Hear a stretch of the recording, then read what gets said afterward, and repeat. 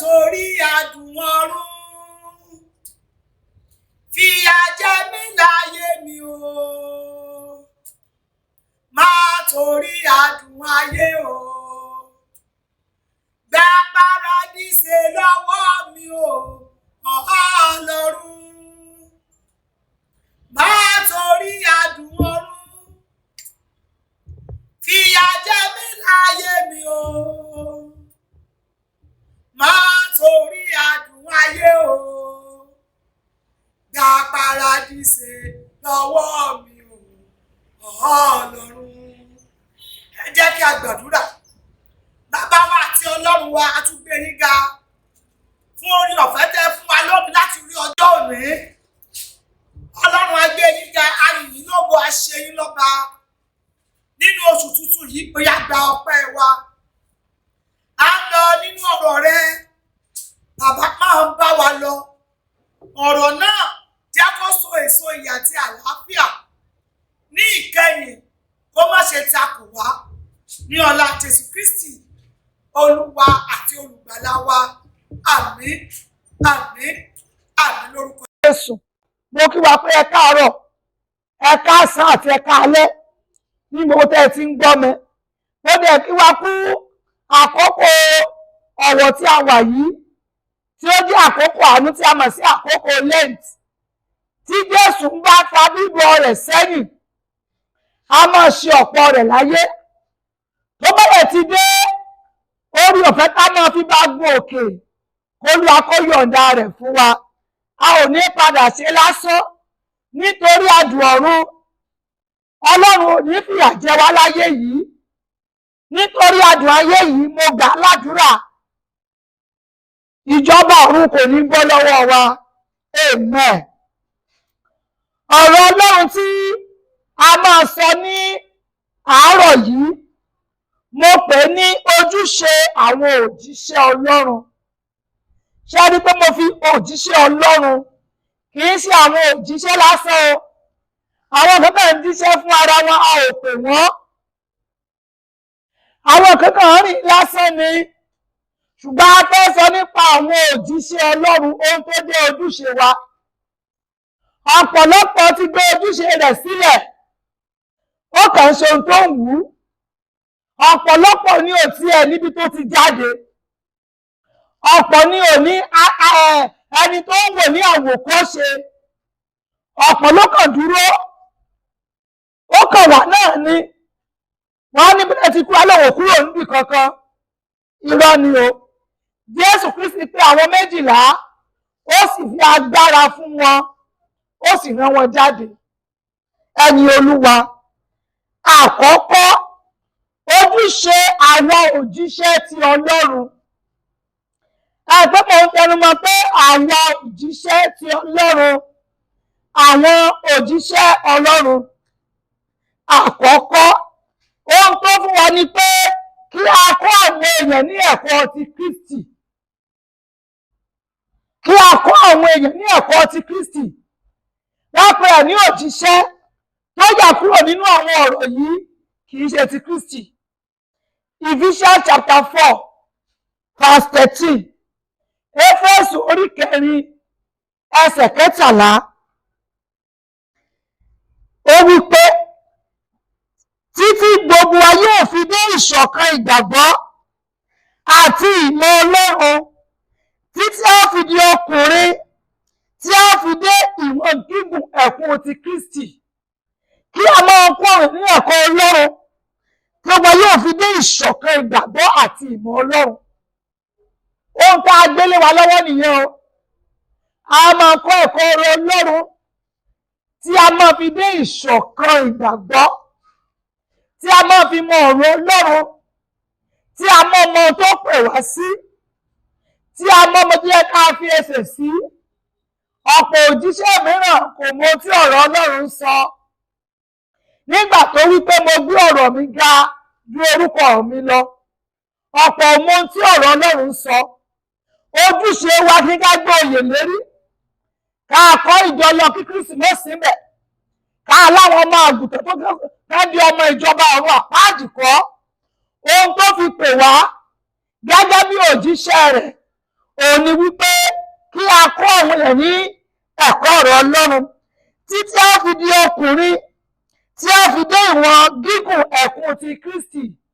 Ọkùnrin ni wípé tí a mọ̀ dé tí pé yes, a ò ní fi ọ̀rọ̀ kan gbá sọ̀tún gbá sósì tá a mọ̀ bó sí ìpele tí Kristi fẹ́ gangan. Ó ní Bíbélì sọ nípa rẹ̀. Èkejì, ojúṣe àwa òjíṣẹ́ Ọlọ́run kí a lè ṣe àṣepé àwọn èèyàn mímọ́, kí àwọn ọmọ ìjọ ta ní ká lè jẹ́ ti ọmọ ìjọba ọ̀run rere. Àṣepé àwọn kí ni èèyàn mímọ́. Ó ṣeé ṣe kí àwọn kan ní ọ̀dọ̀ wa tí wọ́n sì ní Kristi. Ohun tó pè wá ní láti fi Kristi hàn wọ́n, láti mọ ohun tí ìgbàgbọ́ jẹ́, láti mọ ohun tí Kìrìsìtẹ́nì jẹ́, láti mọ ohun tí ọmọlẹ́yìn jẹ́. Ṣé kákan ní ọmọ ìjọ ká mọ̀ darí wọn síbi tó wù wá láì fi ọ̀rọ̀ Ọlọ́run bọ́ wọn. Bákan náà ṣì wà nínú Éfésù yẹn orí 4 ẹsẹ̀ 12 fún àṣepé àwọn èèyàn mímọ́ fún iṣẹ́ ìránṣẹ́ àti ìmúdàgbà ara Kristi. Ohun tó pè wá fún nìyẹn. Àwọn tí a pè láti ṣe àṣepé láti wo pé ó kún ojú òṣùwọ̀n ìgbàgbọ́. Ṣùgbọ́n ọ̀pọ̀ òjíṣẹ́ gan ò tí ì rí ìgbàlà. Ó dẹ̀ wípé àwọn tá a ti gbàlà ẹ dìde fún ìgbàlà ẹlòmíràn.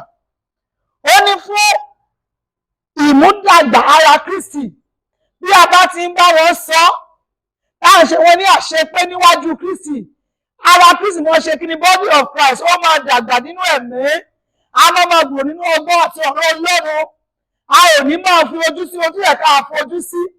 Àwọn olùmíkàn gbé ìjọ kalẹ̀, wọ́n pe àwọn ní òjíṣẹ́ Ọlọ́run, ṣùgbọ́n torí ohun tán máa jẹ kò rí bẹ́ẹ̀, kò rí bẹ́ẹ̀. Bá jẹ́ òjíṣẹ́, a jẹ́ ẹni tí a rán láti lè wúlò fún ẹlòmíràn. Ní orúkọ Jésù, a ò ní ṣe lásán. Ẹ jẹ́ wo ìkẹta, ojúṣe àwọn òjíṣẹ́ kí a máa ran bíbàlágà àti ìdàgbàsókè nínú kíni ẹ̀mí. Àwọn tó ti wà ní ìpele kan tó ti bẹ̀rẹ̀ sí mọ Ọlọ́run láti lè ràn wọ́n lọ́wọ́ kán lè bàlágà, kí a má fi àwọn ọ̀rọ̀ dídùn gbá wọn. Ohun tó máa jẹ́ àbí ìṣòro tó ń dojúkọ àbí ìdojúkọ, kí àwọn ẹlòmíràn kán má fi ọ̀rọ̀ asán kán má fi gbá wọn kúrò lọ́nà.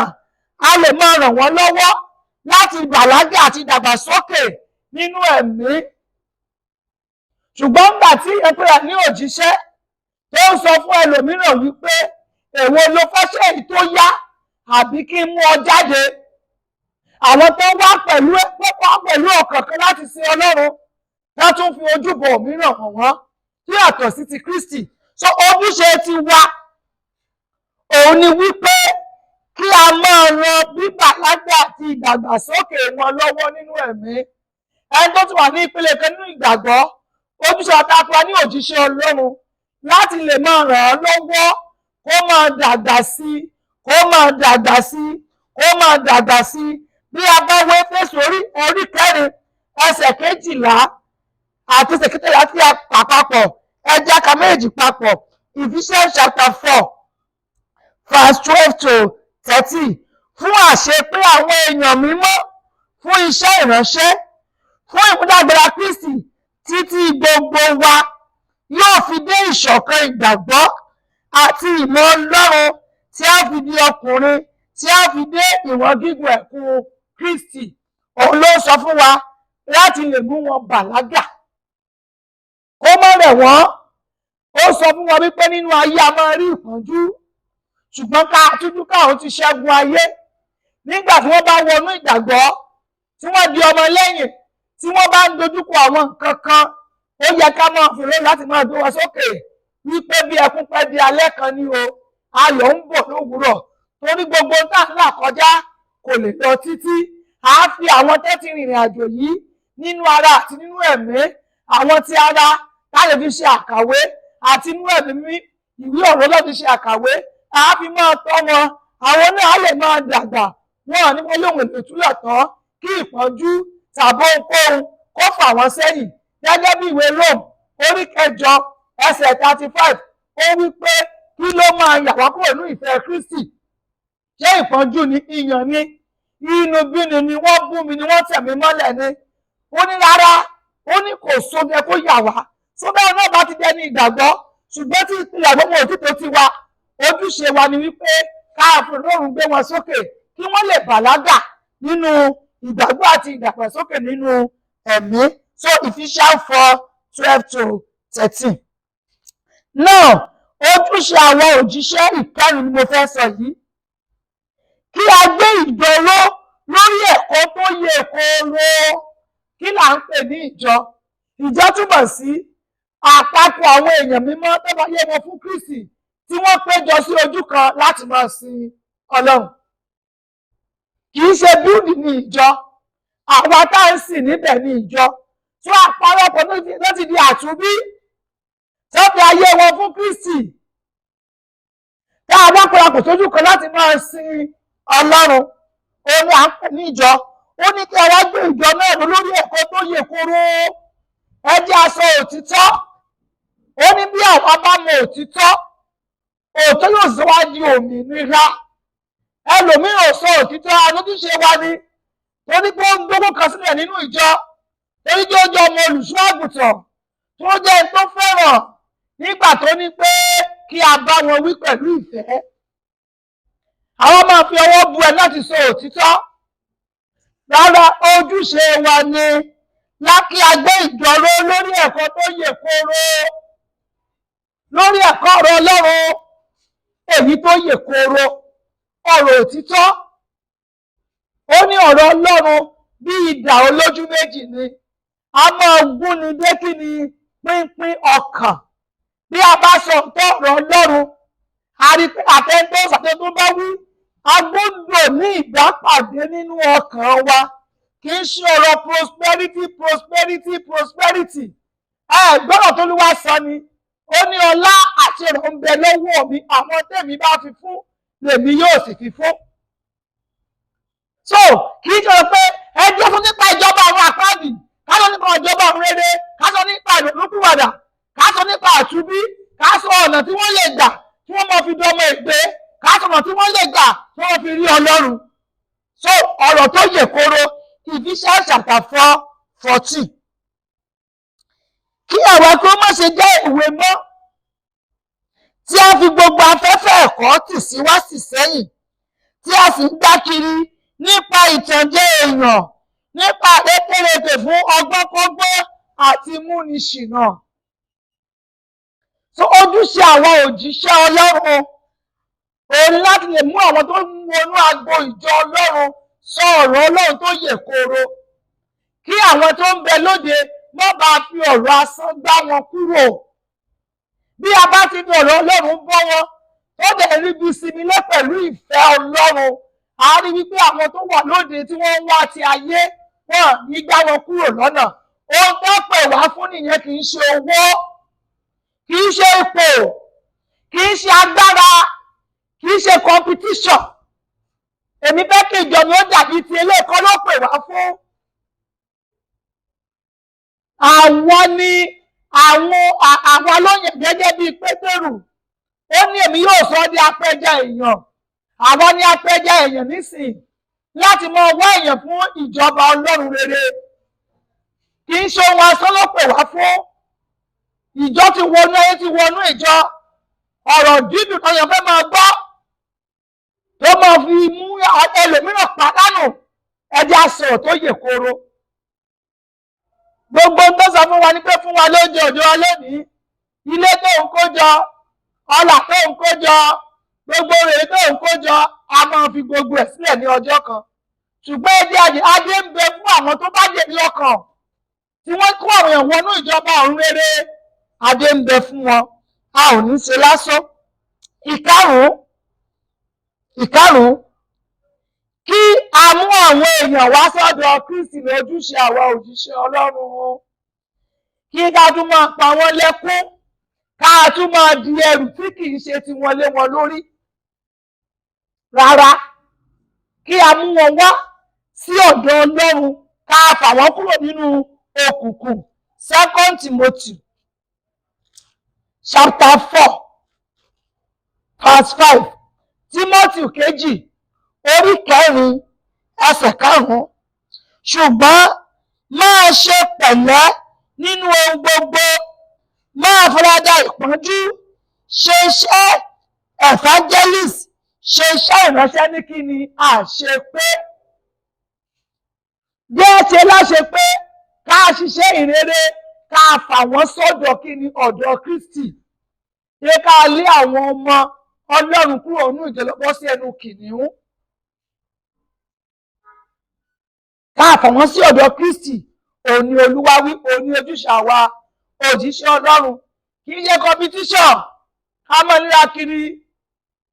Ó ń sọ̀rọ̀. Àwọn ẹni ń jáde. Ohun tí a sọ nípa Hélódù tí Ọlọ́run fi pa kú. Ká mọ̀ ara wa. Ká mọ̀ ní ọ̀kan ló gbóná, ọ̀kan ló tutù. Ká ò dẹ̀ mọ ọ̀rọ̀ Ọlọ́run. Àwọn tó wà lábẹ́ wa ni a tún kó wọ́n ṣìnà. Kò yẹ kó rí bẹ́ẹ̀. Ojúṣe wa ni lábàá sí ọ̀dọ̀ Kristi. Òní 2 Timothy chapter 4 verse 5. Ní àkótán kò ju 6 lọ. Kí a wá bomi rin ìṣọ̀kan ara Kristi.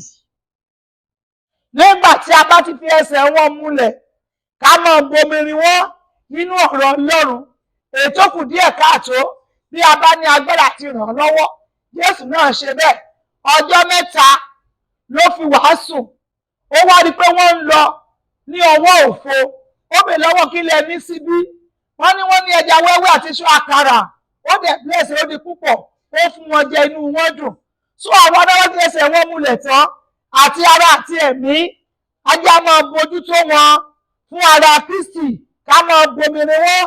Àdúrà náà wà ńbẹ̀. Láti máa gbàdúrà fún wọn ní ìkọ̀ọ̀kan nínú ilé wa. Láti máa dá orúkọ wọn, à ń bomirin ara Kristi. Láti mọ ibi tó kù sí. Láti mọ bí ọ̀rọ̀ ìtùnú bọ́ wọn. Láti mọ bẹ̀ wọ́n wò. Láti mọ pè wọ́n. Ṣé àlàáfíà ni? Ṣé kò sí nǹkan kan? Báwo ni? Bí agbára ìbùkún wọn bá ṣe tó, ká ràn wọ́n lọ́wọ́ ní ìwọ̀nba tí Ọlọ́run fi fún wa. Òun ni wípé à ń bomirin ìrìn àjò yìí. Lórúkọ Jésù mo gbàdúrà, èmi àti yín a ò ní ṣe lásán. The same Ephesians 4:13 la tún máa rí ọ̀rọ̀ yẹn. Láti máa bomirin ìṣọ̀kan ara Kristi. A máa bomirin 4:13 àti kàlẹ́ kan. A máa bomirin wọ́n títí gbogbo wọn yóò fi dé ìṣọ̀kan ìgbàgbọ́ àti ìmọ̀ Ọlọ́run tí a fi di ọkùnrin, tí a fi dé ìwọ̀n gígùn ẹ̀kún Kristi. A bá ń bomirin wọ́n, tá ń ti pa ọ̀rọ̀ ẹnu wa, ìṣe wa. Kì í ṣe pé ẹ má wo ìṣe mi, ọ̀rọ̀ ẹnu mi ni kẹ́ máa wò rárá.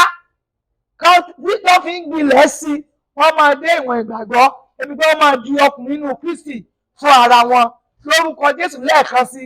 Nítorí adùn ọ̀run, Ọlọ́run ò ní fìyà jẹ ní ayé yìí.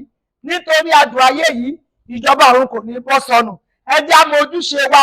Ẹ jẹ́ á gbé wọn asán sílẹ̀. Lórúkọ Jésù a ò ní dààmú. Ní orúkọ Bàbá, ní orúkọ Ọmọ, ní orúkọ Ẹ̀mí Mímọ́.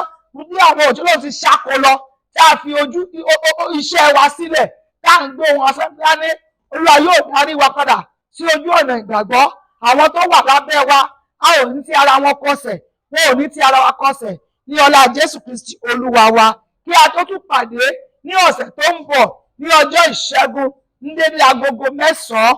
Ẹ jẹ́ á pàdé ní YouTube DPPM orí ọ̀fẹ́ tàbí lórí Facebook Akíndélé Doris JP lórí Facebook tàbí Grace Bible School ní orí Facebook.